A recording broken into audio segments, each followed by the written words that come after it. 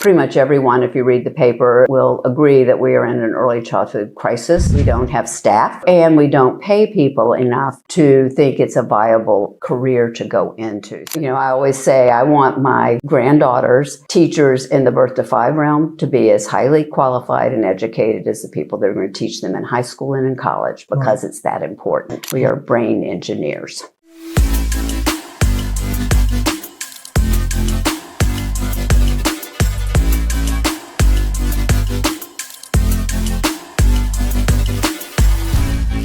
We are again this afternoon, the insurance guy. I'm here today, and I want to say the Creative Studios is backing me again, and that's great. Make sure you give them a call for anything as it relates to any events or certainly anything that you may be having, such as a wedding, a divorce. You never know, because they can do anything as it relates to it.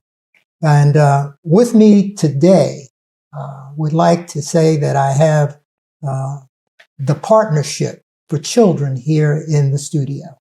And they will introduce themselves, but I need to say on a broad stroke, the Partnership for Children is right on Sycamore Dairy Road. Or should I say, is it Wagner? Wagner Drive. Okay, I was thinking, anyway, it's a big building out there, and there's a lot of people coming and going. And one thing you need to know when you think about the Partnership, yes, they deal with children, but it's a never-ending battle because the children keep coming, and how they get the word out is really an issue. And it can be somewhat of a challenge because in knowing where they are, who they are, what they do. And the reason why I say that, here we are in a military town, and I can remember a time where, and it still may be going on, we have in the neighborhood of 6,000 new recruits that come in on a monthly basis. I don't know if it's gotten more or less, but at one time it was 6,000 new people coming to this town, bringing the kids to tear up this town. And the moms and dads are looking for places to put their children, not in jail, but to put their children to do something constructive. And then, in fact, what's on their mind? What kind of facilities are around? In facilities meaning childcare facilities that they can trust. And that's important, because when we as parents look at our kids and we bring them to them, they want to know what they can do. How are they going to be able to assimilate? Is this going to be a comfortable place for the family? And that really makes the decision for parents. And that, is there enough activities, enough cultural things for people to do? And that's pretty important. Now I have the director here, and I've got Ann, and I've got Pamela. Yeah. Okay, Pamela. And one is in charge of, Ann actually spends the money, and Pamela tries to save it. And so Ann, why don't you tell us a little bit about the Partnership and what's it doing? Because this was a time when it's really, and in some respects, it's not new, it's not old, but at one time, we didn't care about kids. And who got us on this bandwagon? Well, in 1993, Governor Jim Hunt put together with the legislature an idea of making sure all children in the state were ready and healthy for school. Yeah. And so it was called Smart Start. And Cumberland County was one of the 12 pilot programs. Over 5 years, all 100 counties came on board with local nonprofit boards. There's the North Carolina Partnership, that's our umbrella organization where the funding comes from the state and then comes down to the local partnerships. So by 5 years later, all 100 partnerships were in operation, but we were one of the first 12, thanks to Governor Hunt, as well as some of our legislators at that point. Wow. And it is to serve our children, our youngest children, birth to 5, and making sure that they have the best start, with a pretty high emphasis at the time on childcare services, and making sure they were quality childcare services. And so that's where we started out. 70% of our funding is set aside for that purpose. The other 30% for operations, family services, and health services. Our funding has fluctuated a little bit over the years. Since 1993, it went up for a while. The first 12 programs were funded better than the next ones that came on, just because we were the pilots. But we have probably since 2012, our funding has been fairly static, which means in 2026, you can't buy the same amount of services or resources or staff at the same levels for the same cost as we did in 2012. So, and we are at this point don't have a state budget that's done any funding allocations beyond what's already in budget. So it's a challenging time.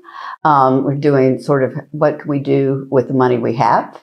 And it is the choices with how we use our money and making sure we're doing it really well in Cumberland County. And we do provide a number of services.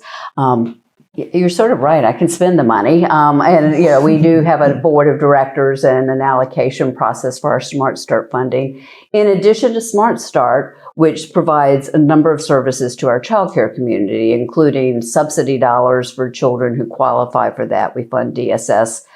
Some additional funds there. We do a wage supplement for childcare providers through a state agency that does that. And we've funded that for many years and have increased those allocations so that those childcare providers are getting a little bit more. But we also provide professional development and training for childcare providers. We are in pretty much everyone, if you read the paper, will agree that we are in an early childhood crisis. We don't have staff. So we might have childcare programs that are closing classrooms because they can't staff them with qualified staff.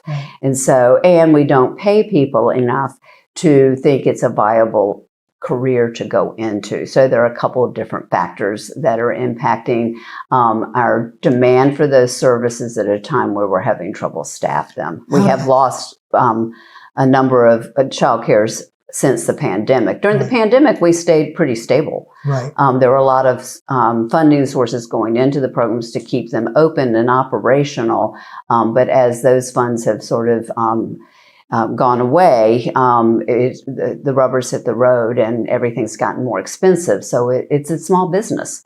And so when people tell me they've got to close a classroom or close a program, I always am sorry about that, particularly when it's a very high quality program, but it's also a business decision, and you can't do it for not enough reimbursement, and you can't keep staff if you don't pay them well. How are you convincing the individuals that are graduating to keep on the road of going the direction they want to go? How are you doing that for something? Well, we're trying. One of the strategies we're doing now is we do provide support for people who are already in the field, and there are some scholarship programs that are funded by federal CCDF money, Child Care Development Fund, that will provide scholarships. They used to be pretty restrictive. You had to be in school, you had to keep doing it, and you had to be getting a 2 or 4 year degree. It's broadened, so you can do parts of that, and you can even work on your master's degree. And it's a program called Teach, and it is run out of early years in Chapel Hill. So that we can guide people to that. We used to pay for some coursework and things, but we don't want to.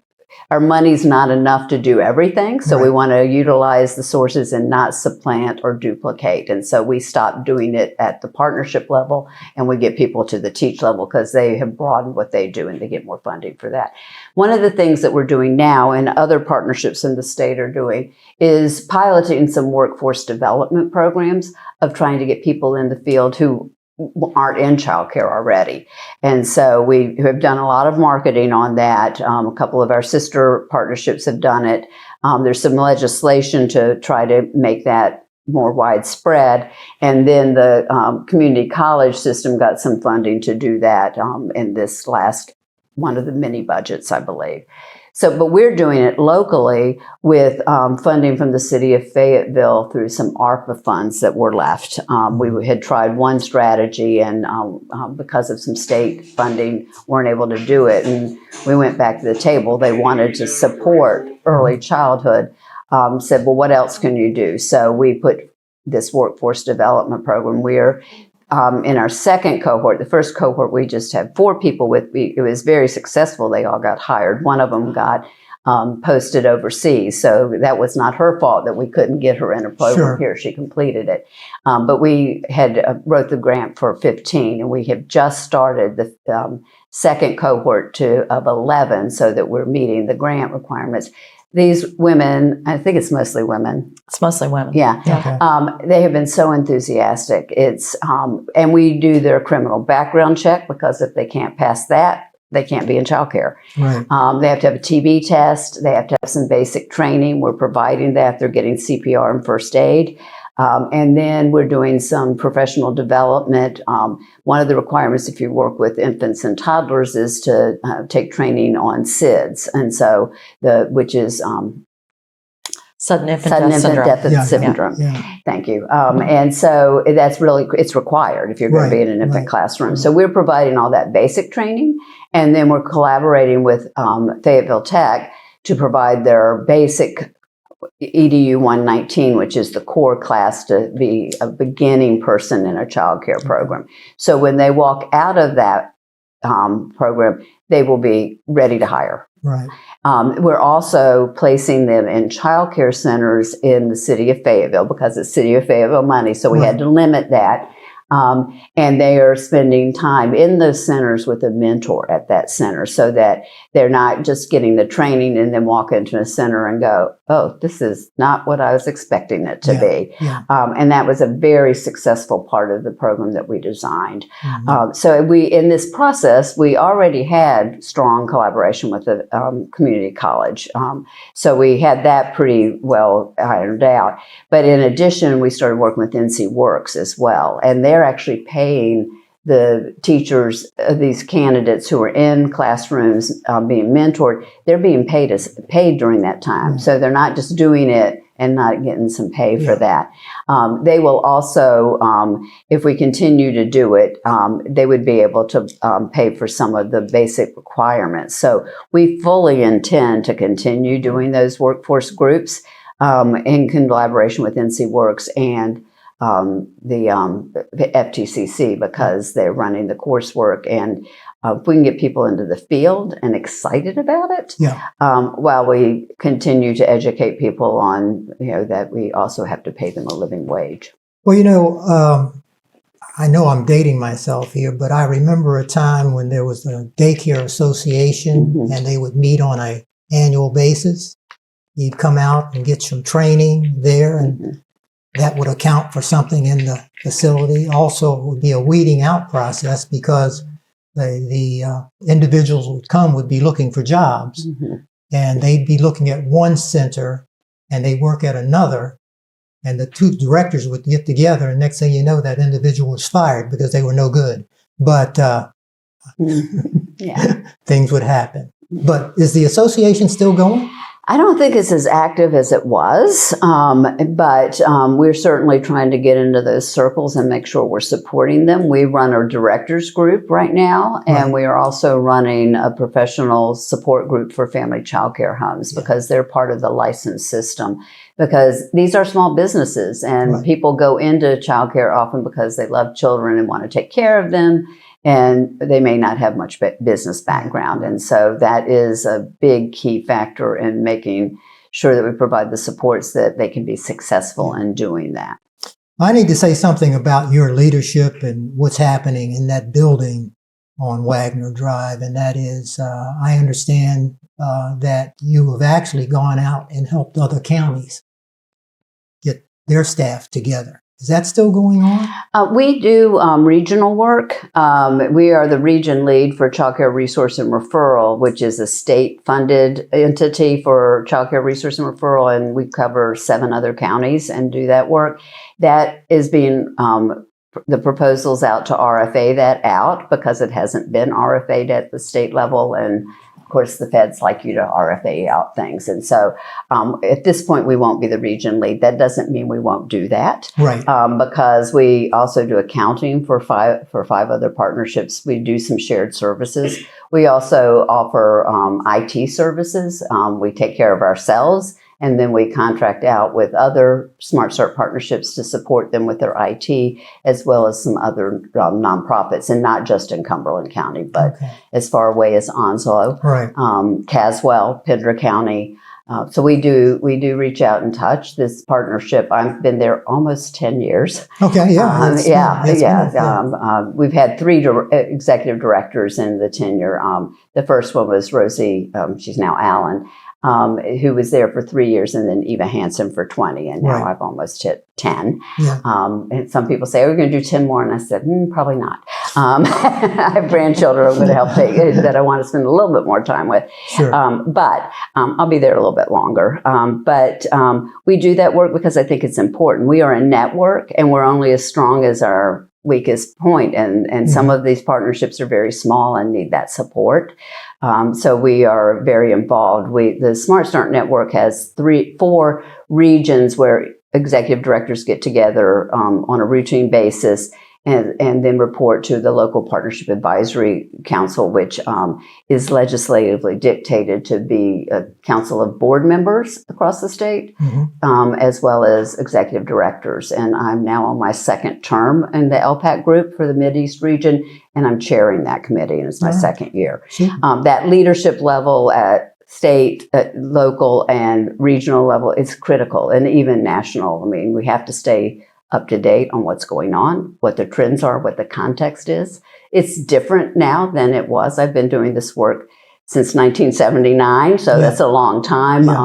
Some of the issues are the same. We have never paid early childhood people the same that we pay even K-12. And in North Carolina, we don't even pay our K-12 staff adequately.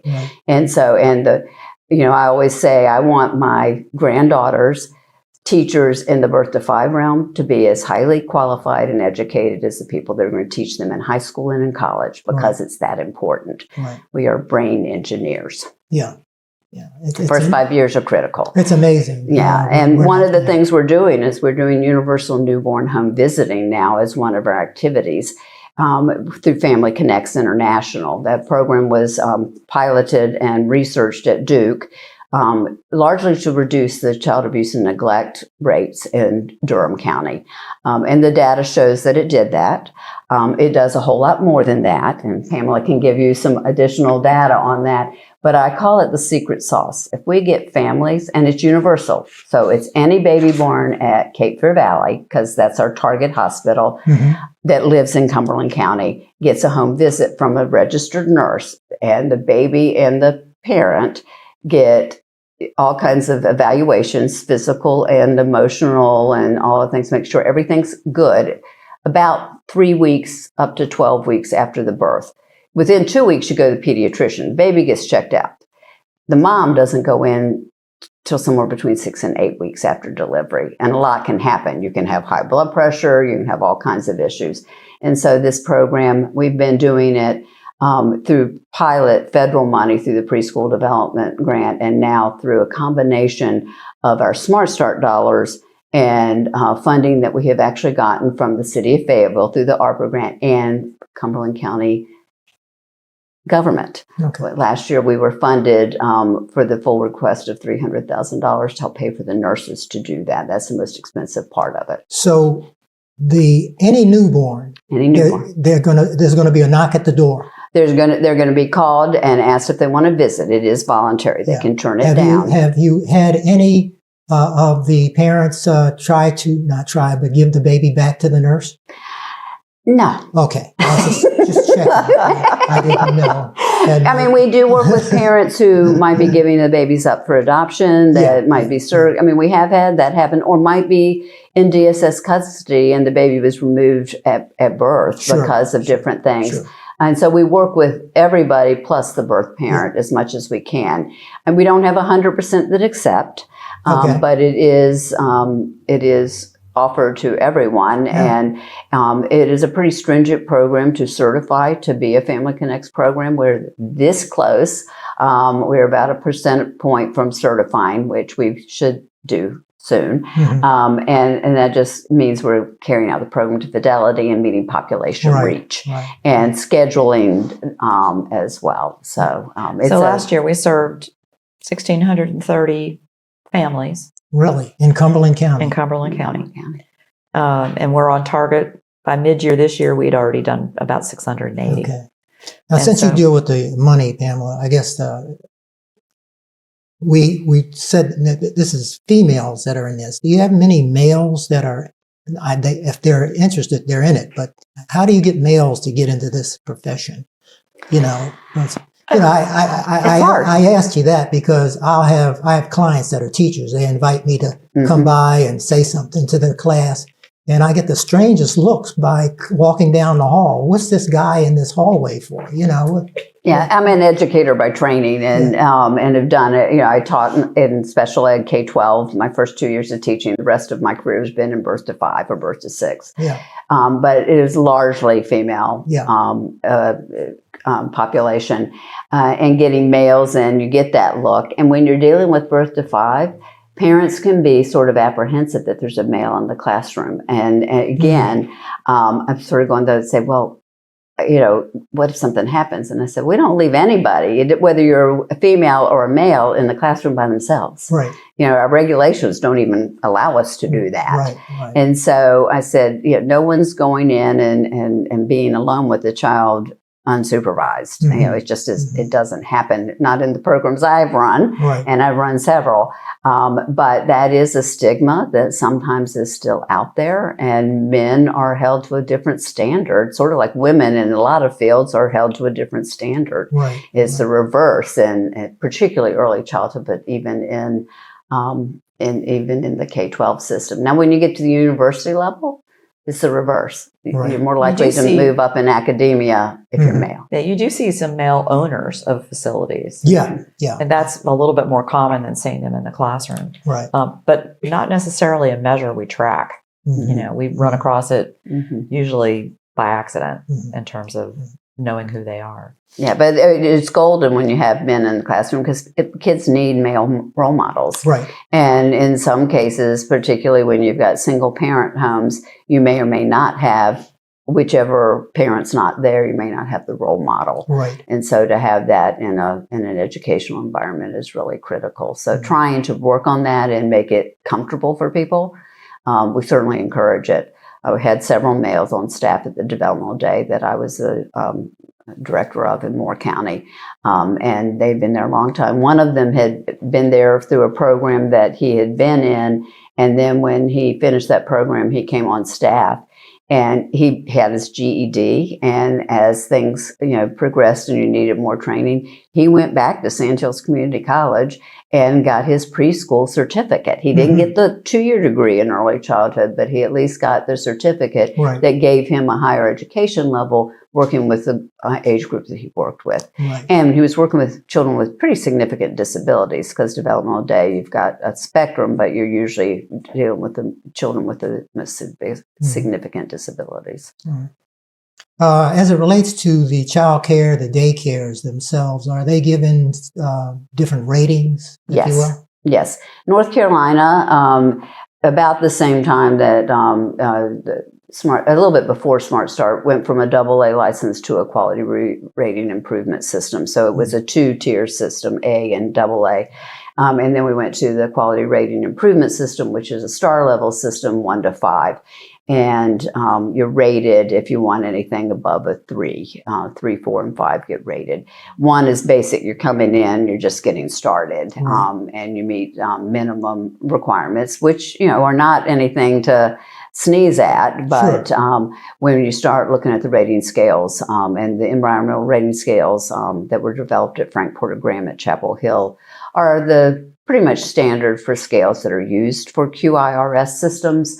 But there are a number of other tools that look at different things. There are some things that look at more at interactions and behavioral kinds of things to try to tune into that. There are a couple of scales for the directors. There's a business administration scale for family child care homes so that they can really nail their business plus the education piece. And then there's a program administrator scale for center-based programs to do the same thing. So those are all requirements of part of the QRS system that just went through revision. So you used to always have to have an environment rating scale, an ERS scale, and rating, and not in every classroom. It's a random pool of a certain percentage of the classrooms in your program. If you're an NC pre-K program, they're going to be looking at, I think, most of the NC pre-K classrooms, which is 4-year-olds. And then, but the new system, that's still an option. And then there's an option for continuous quality improvement where you set goals and do some self-assessment, but it's not quite as driven by the actual rating scale being formally done, which is done out of UNCG. The assessment team there. And then there's now a pathway for accredited programs. And that has never been an option that counted instead of being assessed by stars. And if you're NACE accredited or one of several other accreditation that are recognized, then if you do that, then that automatically equates to somewhere between a 4 and 5-star center. And depending on which it is, you might have to also document your educational levels. But it looks at educational levels too. We know statistically that we get better outcomes based on the education level of staff and the education and experience level of the director of the program. Well, that's tough to juggle, really. It is. Because I get this education and the money is not nearly enough. No. From that, but which is why people don't go into the field, and why it's, when you look at where you're trying to do workforce development from any of the higher eds, they you can't. It's not a good thing to say, well, we can give you this education, but you're not going to make a living wage, and so it's really a conundrum. Because it is the most important years of a child's life. It is. But we do know that the program that we fund, Wages, which is the wage supplementation program, that we have one of the lowest turnover rates among Cumberland County. Cumberland County for the people that are participating in that program. So the state set the rate at, they want the turnover rate to be less than 25%, and we're at 12%. So that's really good. Turnover meaning people who leave their position. But why it's so important is because the longevity with a teacher for a child maintains this nice, safe space for them. Right. So if a teacher doesn't leave and there's no change for them, they have a better learning curve through as they move from one classroom to the next. So we know that we're successful with Wages in that regard. And so as we bring on new people, the goal is to keep them moving forward within the Wages system as well. So they stick with where they're working. Once you get longevity with your site, then you're able to build the capacity to work on with Wages and get the wage supplementation that helps to bridge that income gap. And then we can get them with Teach to help pay for their education. Exactly. So if we can build that career pathway for them, we can keep helping them build that pathway and then keep working on trying to get people to see it as a professional career. That's something. Your job must be tough, because I'm thinking when you just said you get some funding from this place and you got NC Works, you get money from them. You got to have a lot of columns. I don't have to handle the columns. That would be Marie Lilly, who's the vice president. Fiscal person. But Pamela does the planning and evaluation. But when you look at administration of a program like ours, it takes all of it and it crosses. I have to know the budget. The first year I was there, I'm sort of going, okay, and you have to cost allocate everything because we have funding streams, largely state and federal government money, which is sort of risky, sometimes, particularly right now, and we haven't had increases, but you do have to cost allocate and you have to justify it everywhere. Smart Start is the backbone of all of it, but Smart Start, doesn't get fully funded. It was never meant to be fully funding of all the things we do. We're supposed to leverage money across funding sources and leverage resources in our community, whether it's philanthropy or local government funding. And so it's really it is a lot to keep up with. And then, for me, I touch everything. So, if we got really crazy, we'd be carving me up into 20 pieces, but it's all admin. But we have to cost allocate even when we buy software. Right. Who's using it? Right. Well, I know you don't turn away any monies, but no, do you have? Would you provide some information about how an individual can give to the cause for that building? Or Absolutely. We do have a donate button on our website, which is ccpfc.org. Yeah. And there's a donate button right on the website. Right. On the top right corner. Okay. And they can actually do it on Giving Tuesday. Yes. Giving Tuesday is one of the best gifts that the Community Foundation has ever given to this community. And they've given a lot of gifts to this community. Right. But to pull off a Giving Tuesday campaign for the nonprofits in Cumberland County with an enhancement on what is given for an individual nonprofit makes it a much more successful campaign than most of us could do individually. Sure. And so we, and to really tap into people who might be, trying to use donor advised funds and things like that, as those of us who are in that age group have to do. It really leverages that, and it's an amazing gift to the community that they do that. And so, yes, that is a very good time to give money to the partnership as well as other nonprofits because it is leveraged. Now, what about the event that you have annually? Is that still doing something there? Well, we changed a few years ago because we did the soiree. It was very popular, and there was another iteration before that, I think, which we did at the Crown, and it was fun and well attended and lots of sponsorships. But sometimes events sort of decline. And when you start spending more staff time than money you're bringing in, you have to look at it. Yeah. So we pivoted a little bit to do an event called Little Land, big fun for children and families. And it is an outreach event for our children, birth to 5. And we've done it. The first time we did it was March of 2020 at the beginning of the month. If anybody remembers, 3 weeks later, everything shut down because of the pandemic. Thank goodness, at least as far as we know, we didn't have a spreader event because there were 1,000 children in the event space, and adults and volunteers. But that is a free event for our children and families, and there's not a lot of free things going on for our children. And it's fun. It has lots. All of our partners that do resources, most of them were there. The library had their battleship there this year. Most fun thing. The most fun ever. We had life-size battleship. Yeah, we had a Taekwondo exhibition. We had done kindness awards in the fall, and one of his parents nominated him for a kindness award, and we gave it to him. And when we went there, he said, "This is not just me. This is my team. I mean, the most kind man." And he said, "What can I do for you?" There you go. And and so he'll be there next year. He already talked about how to do the layout for it next year. Yeah, he was terrific. Again, they serve older kids as well, but they serve little kids. Yeah, I was there last weekend. They have little 3-year-olds running around. 3 and 4-year-olds sort of intro to it and teach skills that will be lifelong skills. Whether they get their whatever belts they get later on, but some of his instructors are people who've been through the whole program.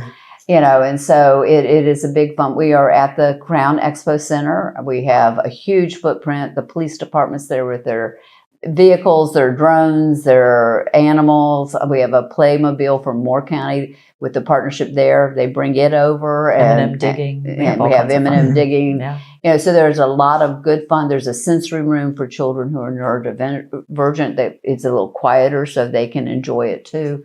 So it's been wonderful. We had not quite 1,200 children and family members come through the doors on the 14th of March. So this year, that program is really more about just providing a family space for fun. Yeah.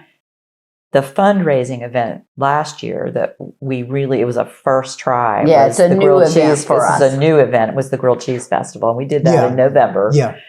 And we were delighted with the results. We really didn't know what to expect.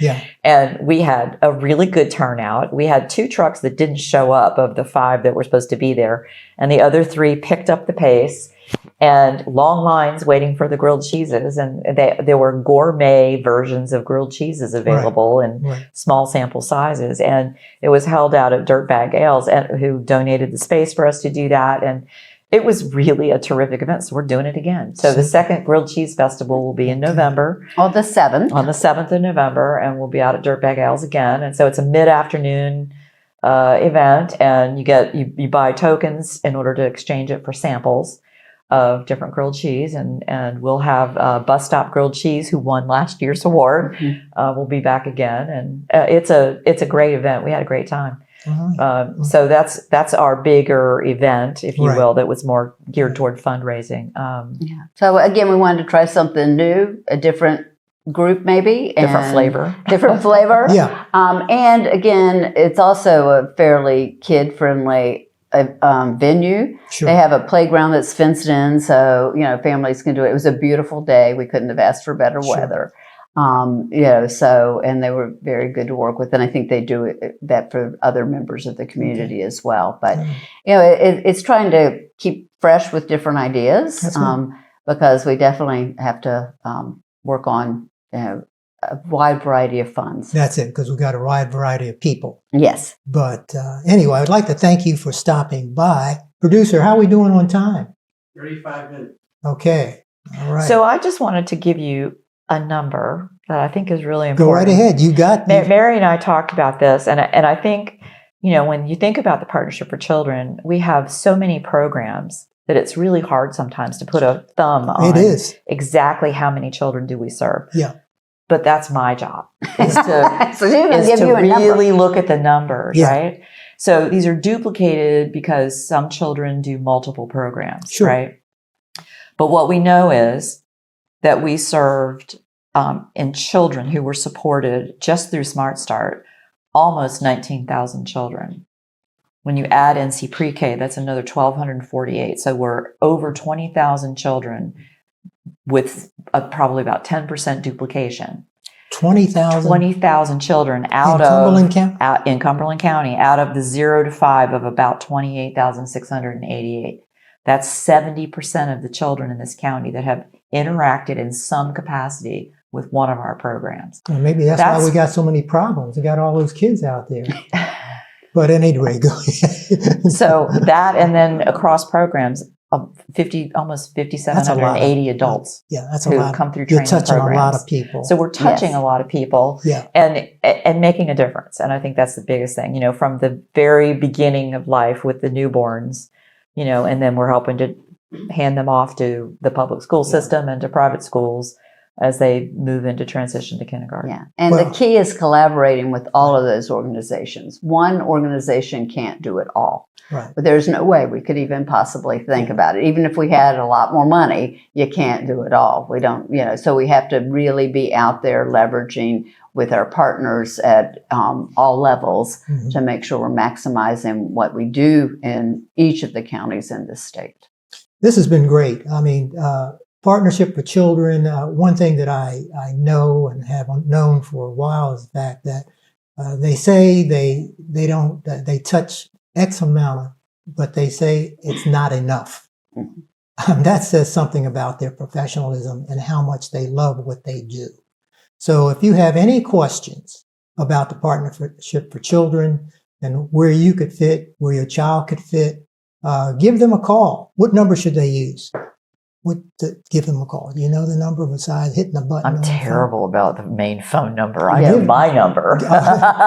Give me a call, and I'll certainly get the number to you. And you know what? I'll give you my 3700. I'll give you my direct number. It's 910-826-3102. Okay. If you want to know something about the partnership, what they're doing for 2026, or what you need for tomorrow or next week, I'm sure if you call, we can get an answer for you, and you'll feel a lot better for it. With that being said, anything you'd like to wrap up? Because this is your chance. This goes out to Alaska. Well, this early childhood work is a bipartisan kind of thing. Everybody knows our children need the best start. Yeah. And so there are programs all over the country. We're doing very similar and sometimes in a different way, because what we do in North Carolina might be different than what gets done in Alaska. Right. But part of it is I always say early childhood people are flexible, and we have to be, because children demand that from us, and they truly deserve the best we can give them.